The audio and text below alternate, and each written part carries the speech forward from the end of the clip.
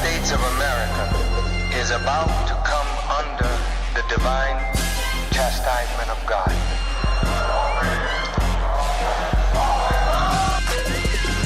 It's not a game, not even a war.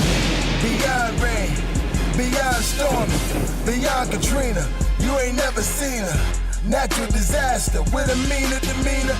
Beyond danger, when it lies anger, you'll never witness nothing stranger. This here change you, permanently rearrange you back to where you came from. Oh, you don't get it? Oh, you the fittest. It don't matter. Anybody can get it. Everybody gon' feel it. From hell to the ceiling. Whole states wiped out, killing by the million. What happened to the buildings and all these children? Don't get mad, it's God doing the killing. Weapons of mass destruction, no power. You can't prepare for the shock of the hour. The hour here represents war, chastisement, affliction, trial. The earth now is breaking out in little wars all over the earth. The hour is No one can make an intelligent decision without being properly informed. This is why this world wants to control the media. This is why media hype can take you up, take you down. So you don't know anymore who's really good, because the media can make a wicked man look good and make a good man look evil. That is why.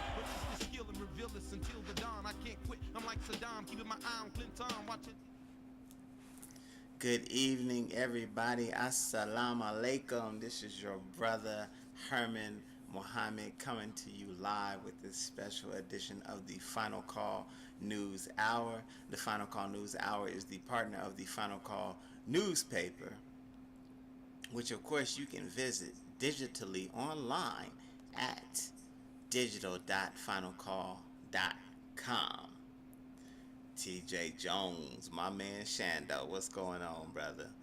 Man, I'm just so happy to be joining you all tonight. God willing, we're going to have a great show. We got some wonderful topics this evening. Our current issue of the Final Call that we'll be coming out of, the current issue that you need to pick up, is volume number... Let's see what volume number that is. It doesn't even say which volume number. But the issue is entitled Young, Gifted, and Bold in 2019. Activists ready to move the struggle forward in the new year. And that coverage begins on page 2. The other issue that we want to touch on is what we have in the headline for our Facebook broadcast tonight. And that is No Safe Black Space. Pools, coffee shops, parks, even apartments were off limits as confrontations with whites dominated the year. Can we live with them in peace? Those are the latest editions of the Final Call newspaper. And again, I am your man, Herman Muhammad.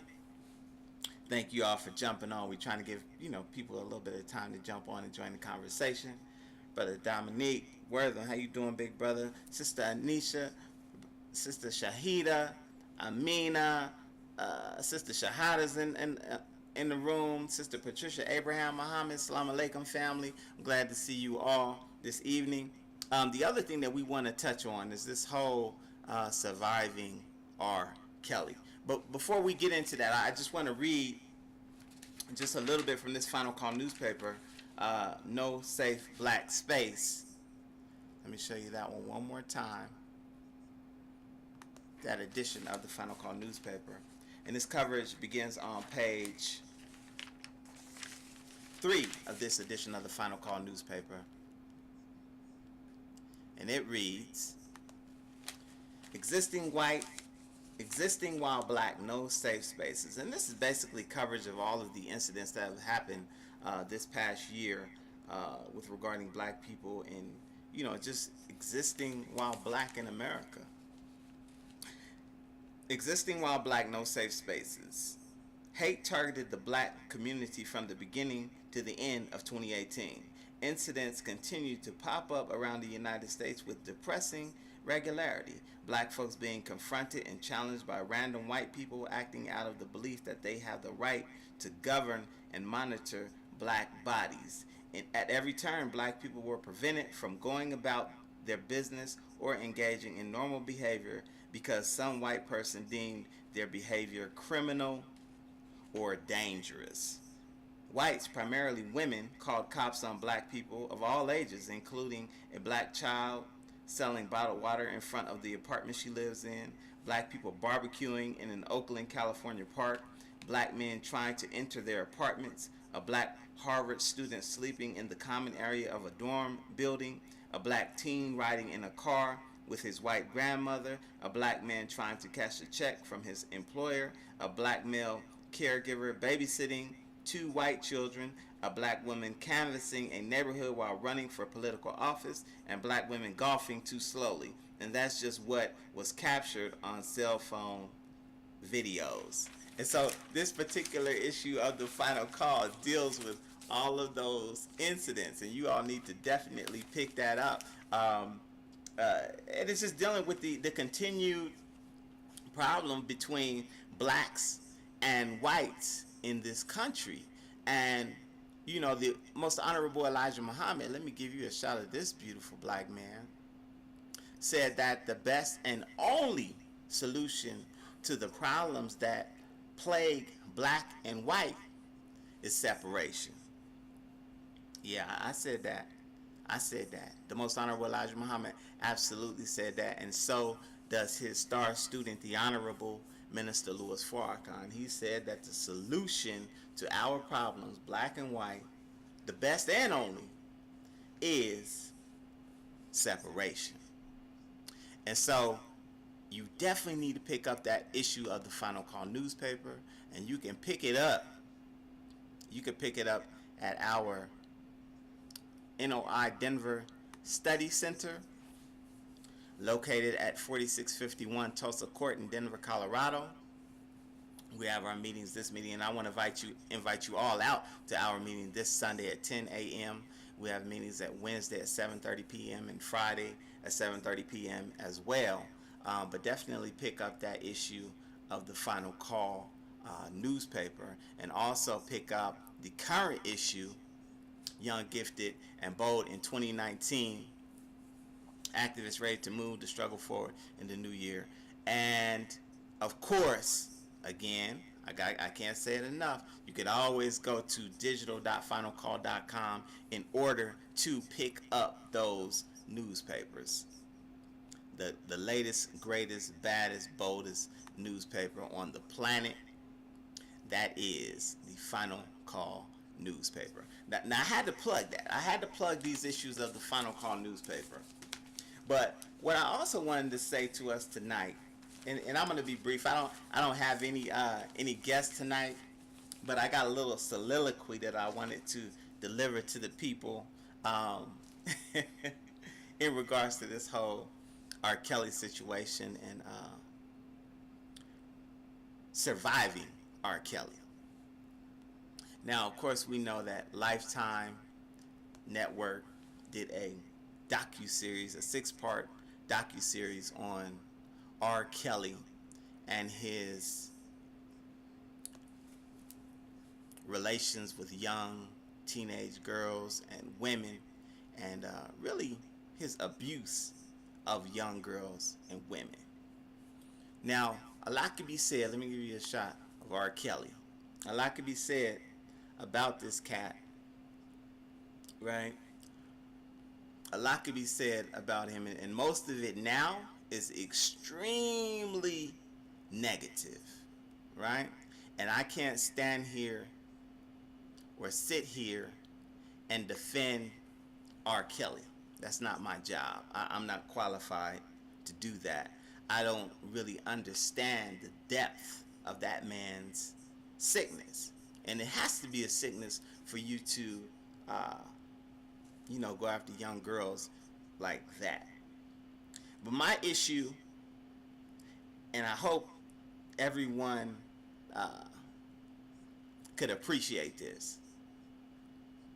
My issue with regards to this whole R. Kelly situation as it stands right now, a lot of the problem that I have is with us as a people. Kwame D is in the building.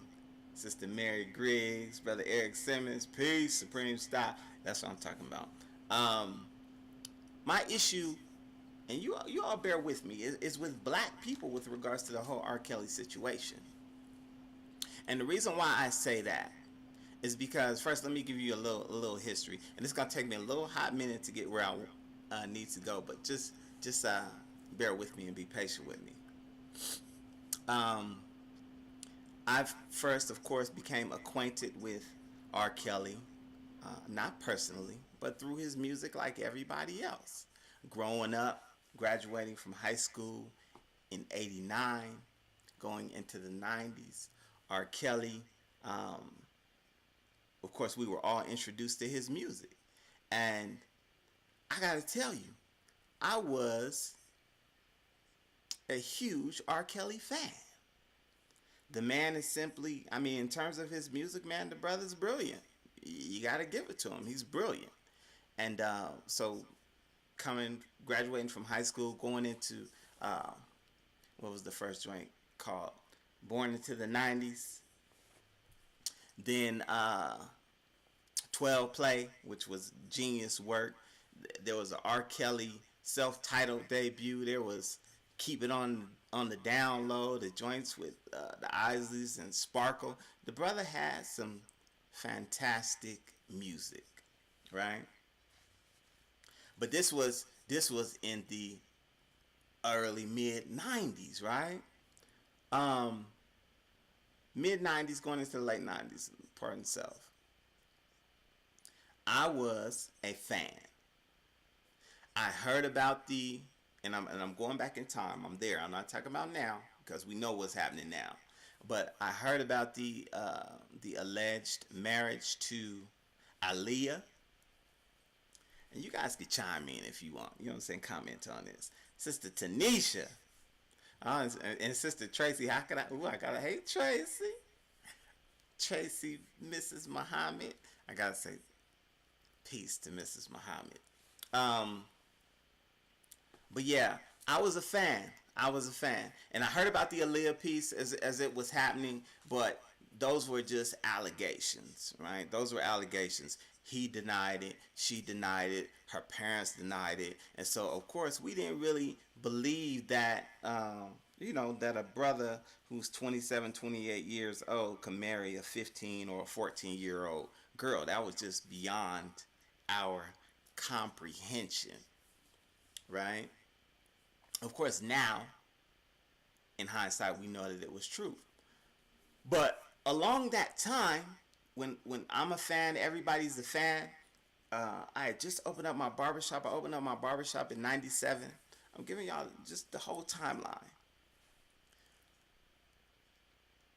They started circulating these rumors about the tape. And as we're watching this Surviving R. Kelly piece, those memories start to come back in my mind.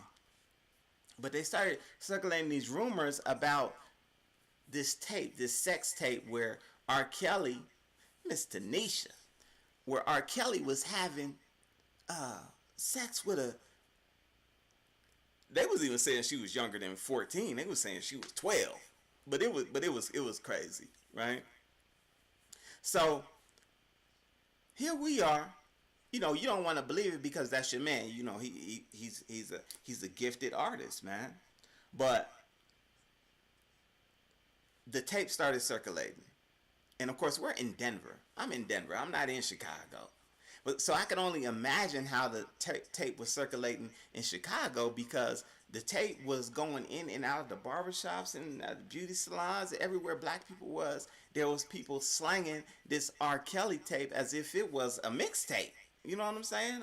Or just they bootleg VHS was the thing back then. You know what I mean? Bootleg movies on VHS. But they would have the R. Kelly sex tape. And so it's the late 90s. I can't even remember what year. Maybe 98 or 99 that somebody brought that tape through the barbershop. And I got to tell y'all. Big Jason, what's going on, big brother? I got to tell y'all, when I saw this tape, I was thoroughly disgusted.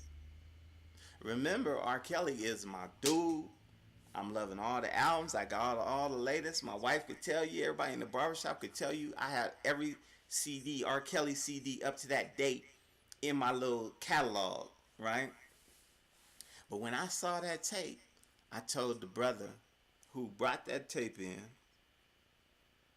to remove that kiddie porn out of my VCR, right?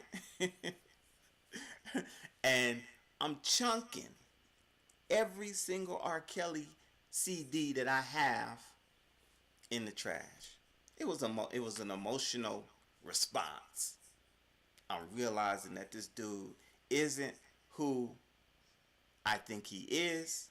The music is great, but the character of the man is not strong enough for me to listen to his music and to support him in any sort of way. So I'm throwing away all these CDs. One of the brothers in the shop, I won't say his name because y'all know him. he might jump on the webcast tonight. But he's like, "Hey, you throwing them CDs away?" I'm like, "Yeah, man, they gone. I'm not messing with R. Kelly no more." Well, let me get them. So I give him all my CDs. No big deal. I just don't want them anymore. But I say all of that to say this. And you guys should think about this. And this is why I'm upset with us as a people right now. Us as a community. Why didn't we all stop supporting R. Kelly after that tape came out? That's a question. Why didn't we all? Because, and I know some people will say, well, it was just an accusation, and he was acquitted, and that's what some of the people on the documentary Surviving R. Kelly said. They said it was just a tape. He was acquitted. Come on now. Let's keep it 100. That was that dude on that tape. It is forever etched in my memory. That was a 12 or 14-year-old girl that he was urinating on. It is forever etched in my memory. And many of us saw that tape, and we still supported R. Kelly's music despite that. That is a problem. And the reason it is such a huge problem, because now, 20 years later, we all pissed off because we're seeing the depth of what this man was really doing on a Lifetime special. When in truth, we knew what he was doing 20 years ago, and we ignored it.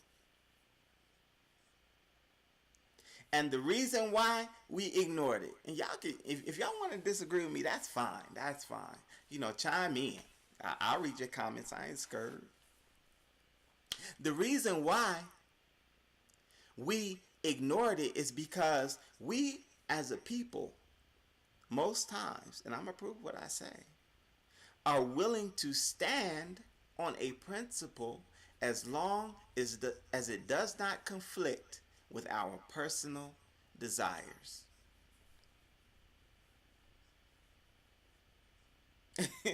I mean, think about this now.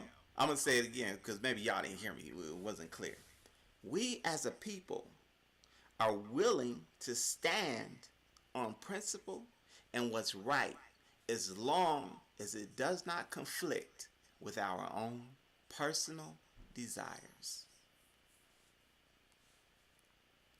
And you right, Tanisha. Look how his record sales and career has skyrocketed since all of this. And we knew it. We knew it. We knew it. And what I mean by we're willing to stand on a principle as long as it does not conflict with our own personal desires is, yeah, he he might have did something, but man, that step in the way of love, that's my jam. That's my wedding my wedding theme song. Or man, that 12 player, I just does something to me. I could separate. My sister said she could separate the man from the music, and I'm like, what? See,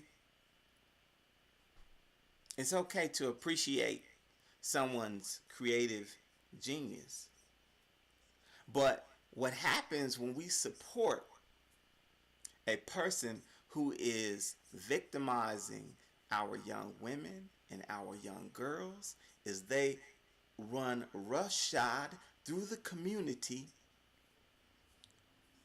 with impunity. They get to just run through and do whatever they want to, however many young women and girls they want to, and we have given him our approval. That's why, according to the special, he never stopped. And here's another thing that should be considered.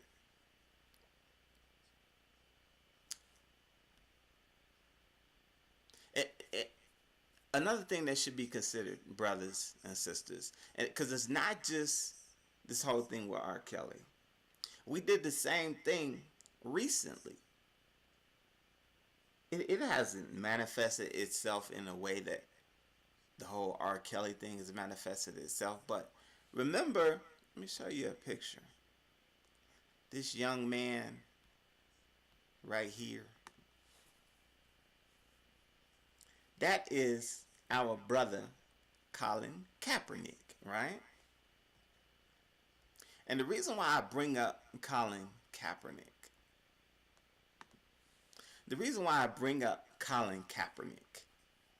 is because Colin Kaepernick, a year or two ago, made a stand, or he made a kneel. He kneeled down in protest of the police brutality that's been happening in this country forever, it seems like. And he kneeled. It was a silent protest. It was a personal protest, but it was something that brother took on for himself. And someone in the press noticed it, and they asked him about it, and he let them know, man, I'm kneeling, because of police brutality, and they're playing this national anthem, and have you ever really listened to the song? I mean, Colin Kaepernick was really on to something. That national anthem glorified slavery, so he's taking a knee during that. Black people, we threw up the black fist, right?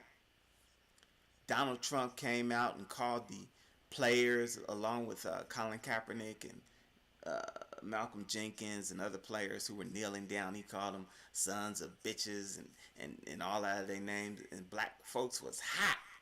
A lot of us, including myself, was like, man, I'm not watching the NFL. That's akin to slavery. They mistreating these brothers. And so we stopped, man. We was having a protest. That lasted all of, a few weeks, man. Because it was interfering with our own personal desires. We started protesting, but then after a while, Broncos won a couple of games, and that's all they won was a couple of games. Cowboys started winning.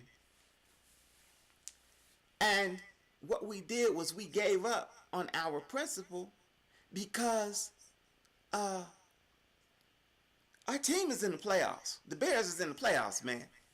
I hear you, Cap. Dallas might go to the bowl, man. I hear you, Cap. This protest is interfering with my own personal desires. And so, dude, we gotta start standing for something. Or else the R. Kellys of the world, the Jerry Joneses of the world. Y'all remember what Jerry Jones said? And I don't mean to pick on the Cowboys, or Dallas fans or anything like that. But Jerry Jones said something remarkable when that whole Colin Kaepernick thing was taken off. He's like, look, man, when they talked about protesting and the players were talking about protesting going into this current season that we're at the end of now. He said, come Sunday, my boys is going to be lined up and ready to go. And anyone who protests is out of here, basically. You know what I'm saying? And we stand for that. We put on our jerseys. We play our R. Kelly music. When injustice is running rampant through this whole reality, man. Why there's no safe black spaces, man. There's no safe black spaces. So when they kill a Negro in the middle of the field on the 50-yard line, are we gonna say, okay, now I'm not watching?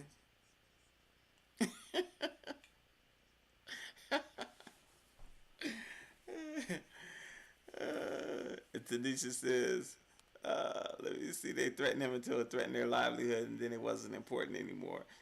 Right. It's all right. Let me see if I can get the rest of that comment. No, I can't get it. I'll get it later on. And then Bev Burr says, you're so right. I hate that. We still need to pray for him, but God has the last so. It's not. And you're right, Sister Bev. You know, that's what I'm saying. This is not a beat up on R. Kelly session, so to speak. Although, you know, it would be real easy to beat up on that cat. I can't judge the depth of mental illness that this brother has, and I can't judge the abuse that he must have suffered himself. But what I will say is that each and every one of us have a responsibility that even if we are abused, even if we do have some sort of abuse in our family, we got to choose not to be abusers. You know what I'm saying? And that is a choice that we all have to make. And Sister Tanisha, you're so right about threatening livelihood, because here's the other thing about this whole R. Kelly situation, this whole 20 years that he's been victimizing black women, is that, you know, they had that tape of that little girl when that man went on trial, and yet he beat that. And his trial, you know, the charges came up in 99. He didn't go to trial until, or they came up in 98 or 99. He didn't go to trial until like 2004 or something like that. But by the time he came up for trial, the young girl who was 14, now she's 20, and now she's saying it's not her. The parents are saying it's not her. Her uncle saying it's not her. Somebody clearly was being paid off. And Sparkle even said in the piece, the docuseries, that, you know, they offered to pay her off and she refused to take the money, and that, you know, subsequently she broke relationships with her family for like over 10 years over this whole thing. But here's the thing about this whole money piece, right? Because R. Kelly was clearly being protected. Clearly being protected. But did you all know, and y'all can look this up if you think I'm lion. And you right, Brother Montez. Look beyond our faults and into our needs. But when,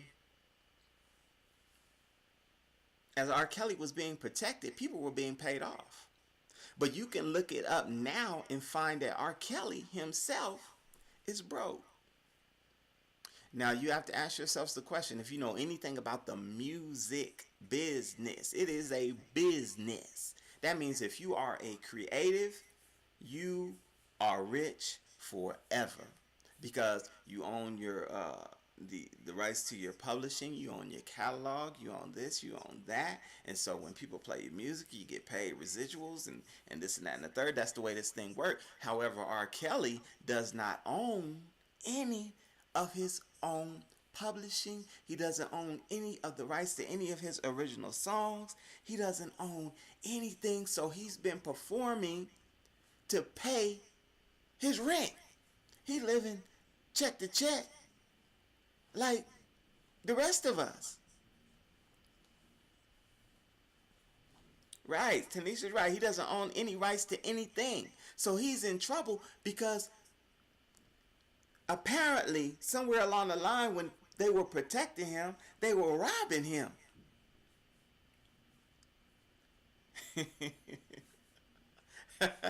And Montez says at one time he's taking care of 42 people. I don't doubt that. I don't doubt that. But I don't doubt that, brother. I believe that. But this brother, somebody is getting paid off of R. Kelly. Now the streaming services, since the Surviving R. Kelly special came on, the streams of R. Kelly songs have gone up 16%. Right? So now who's getting the revenues from those increased streams of his music? It's not him. The Mute R. Kelly movement shut down his concerts. So he's not getting no money from the concert circuit. Here's the other thing. Sister Sherelle's in the building. Assalamu alaikum, sister. Here's the other thing.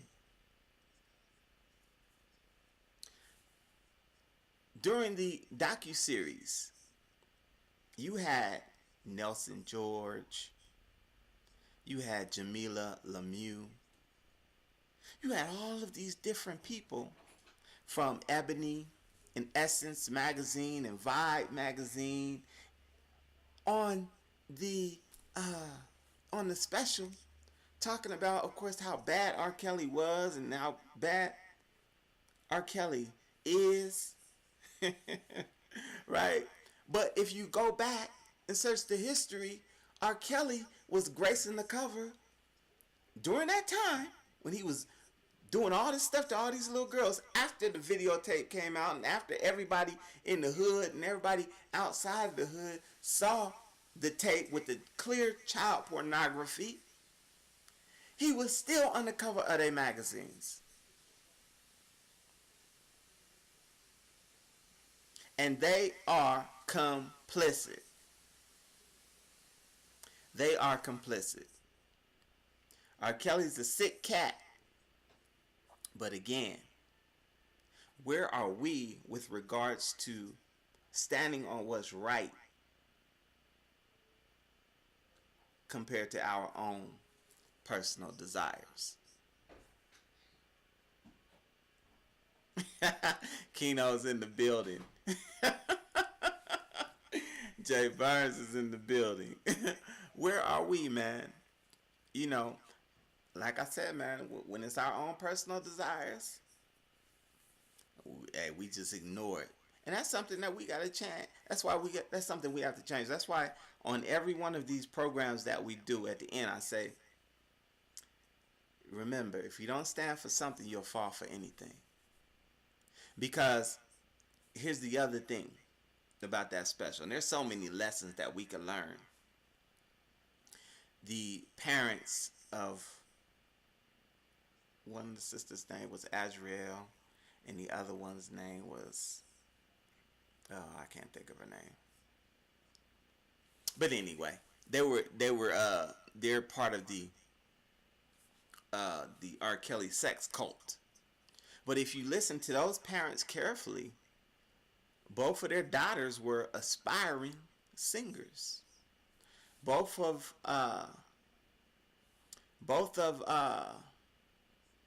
those parents, sets of parents, arranged, if you look carefully, not at just the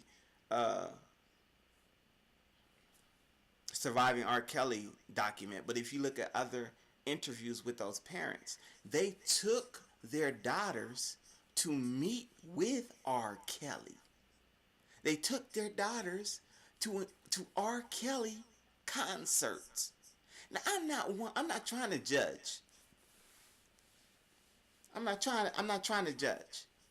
But I got a 16-year-old daughter.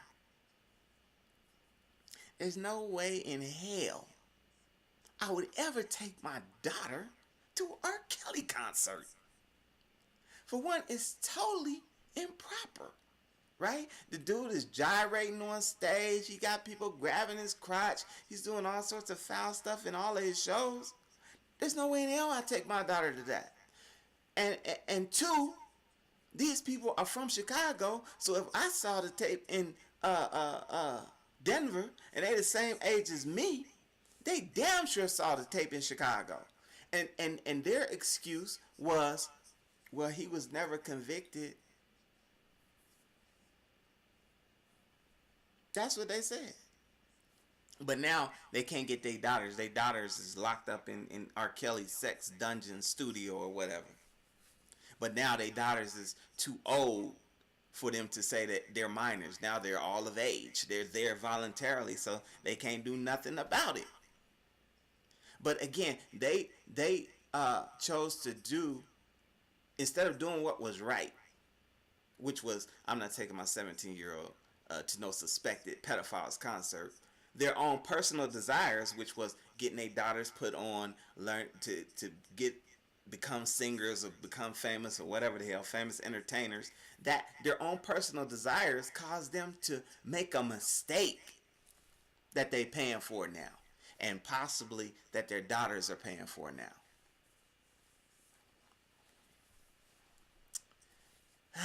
Man, I just gotta tell the truth.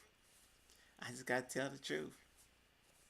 And Keno, you right, man. All of them are guilty. All of us are guilty. All of us who support this cat just because he makes good music. It's not enough. You can't be running through the community abusing our women and girls, and we support you because your music is good.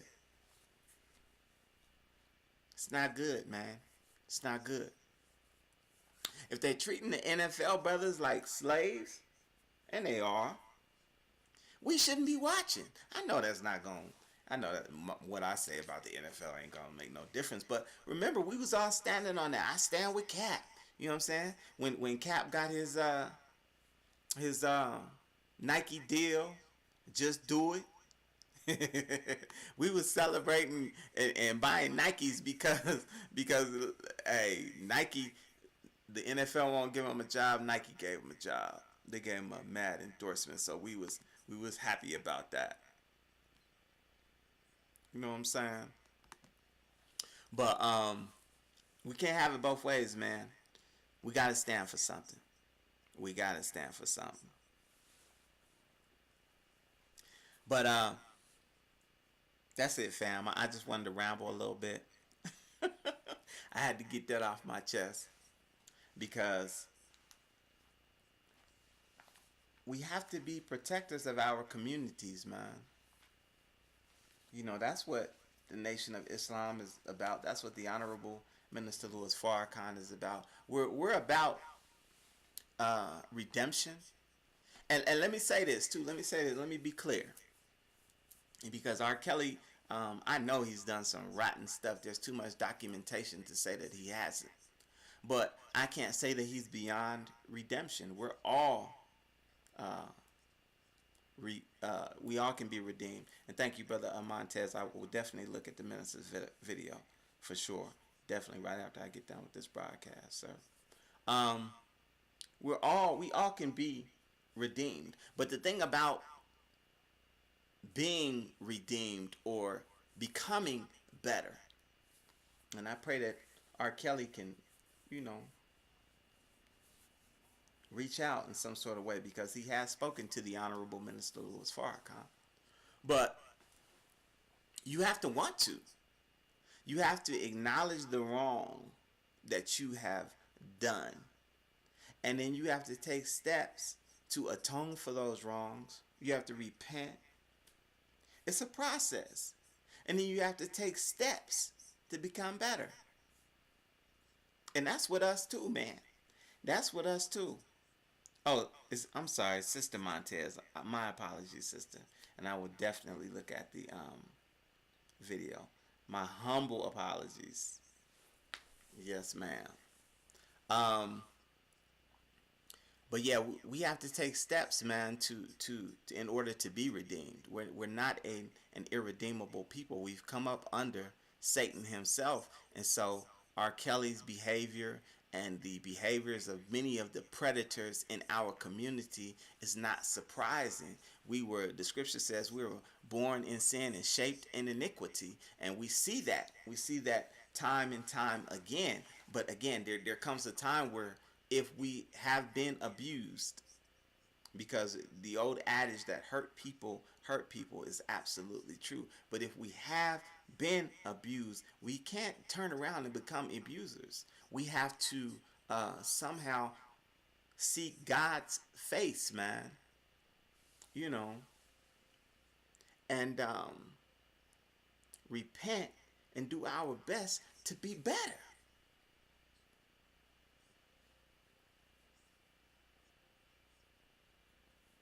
To be better. So, look, fam, I hope y'all, I hope ain't nobody mad at me. I think that we have to hold our entertainers and those who stand in front of us, whom we support, we have to hold them responsible.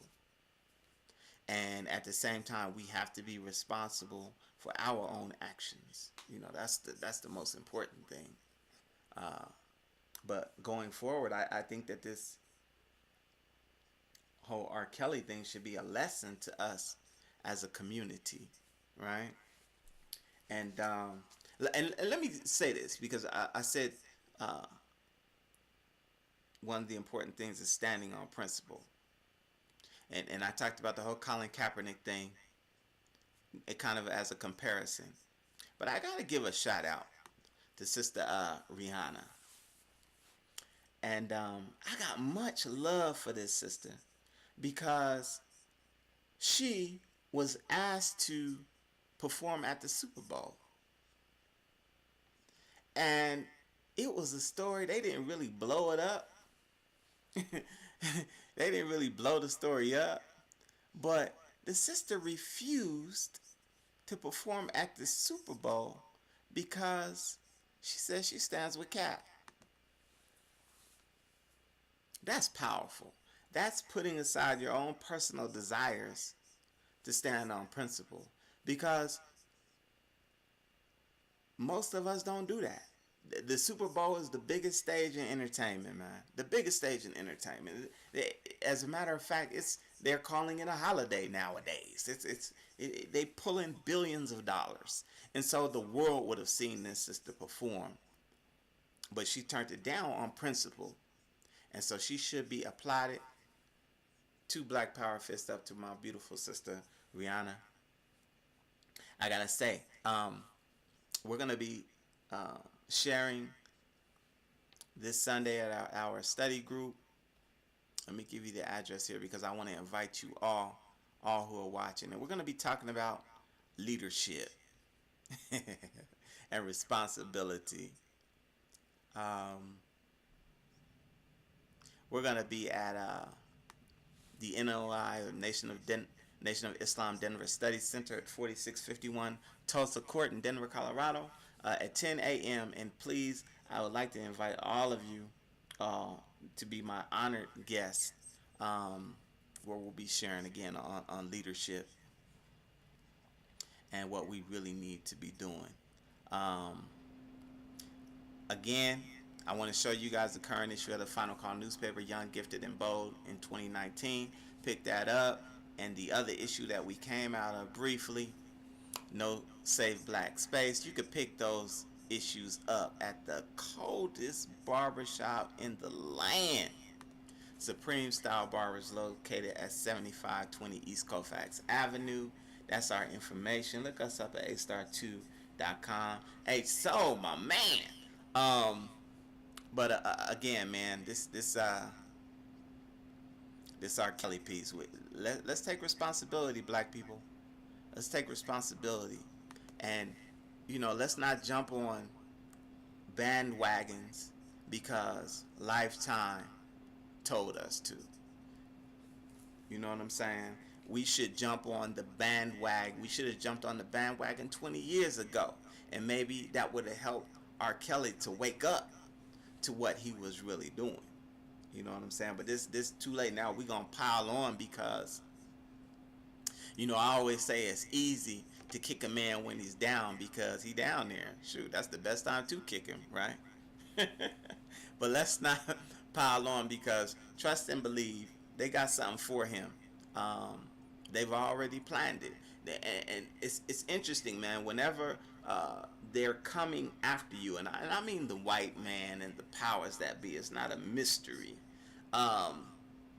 Whenever they come after you, they assassinate you in the media, and that's exactly what that Lifetime deal was and is. And I'm not saying it's not deserved, but they're coming for R. Kelly. He don't have the resources to protect himself anymore. The wall of protection that was around him 20 years ago is gone. They already got what they wanted from him, which was his money, which was his product, his creativity, his genius. They have it. It belongs to them. They own it. He doesn't own anything. It's a wrap. So you better believe that if they could come for Bill Cosby over rumors, they could damn sure come for R. Kelly over real evidence. So again, I love you all. Join us this Sunday. You got the address, and I'm gonna say to you all, peace. I love you, and remember, man, if you don't stand for something, you'll fall for anything. Peace. We out.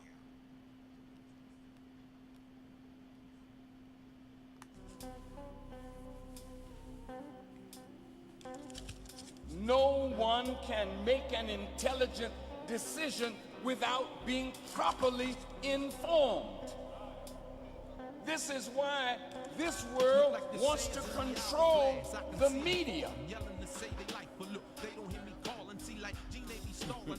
This is why media hype can take you up, take you down. So you don't know anymore who's really good, because the media can make a wicked man look good and make a good man look evil. That is why. I'm like Saddam, keeping my eye on Clinton, watching each movie make. Cause every slither he takes sort of reminds